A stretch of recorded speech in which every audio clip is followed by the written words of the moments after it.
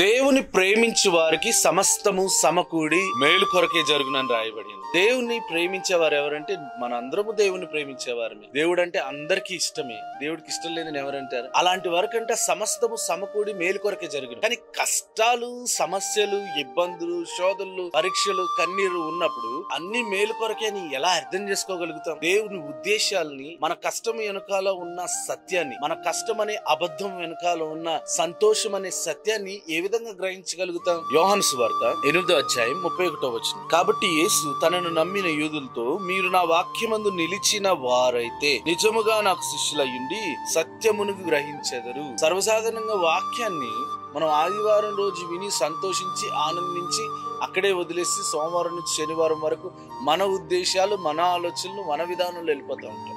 దానివల్ల రిజల్ట్ అనేది మనం అనుకున్న దానికంటే కూడా తక్కువ వస్తుంది. అదే దేవుని ఉద్దేశం ప్రకారం దేవుని వాక్యానుసారంగా జీవిస్తే అనుకున్న దానికంటే, ఊహించిన దానికంటే అత్యధికమైన ఆశీర్వాదాలు పొందుకోగలుగుతాం. కష్టం వెనుకాల దేవుని ఉద్దేశం మనం అర్థం చేసుకోగలంటే దేవునికి శిష్యులుగా ఉండాలి.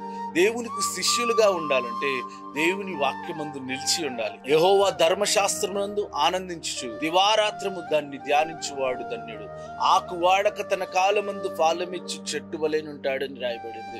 అలాగే దేవుని యొక్క మాటను రాత్రి పగలు జ్ఞాపకం చేసుకుంటూ నా జీవితము కేవలం దేవుని వాక్యానుసారంగా జీవించాలి, పరిశుద్ధంగా జీవించాలి, సంతోషంగా జీవించాలి, దేని గురించి చింతపడకూడదు. దేవుడు చెప్పినట్టు నేను వెలుగుని, నేను దేవునికి ఉప్పునై ఉన్నాను అని చెప్పి ఇలా అనేకమైన మాటలు మనసులో ధ్యానించుకుంటూ జీవిస్తే కష్టం వెనకాల ఉన్న లాభం మనం అర్థం చేసుకోగలుగుతాం. శ్రమలు సంతోషంగా ఉంటాయి. శోధనలు వచ్చినప్పుడు ఎగిరి గంతేసి ఆనందిస్తాం.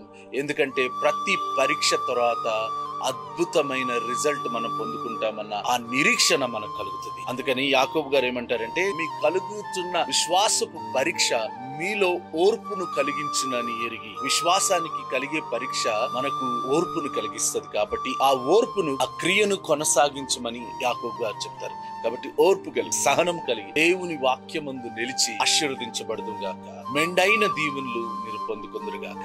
God bless you.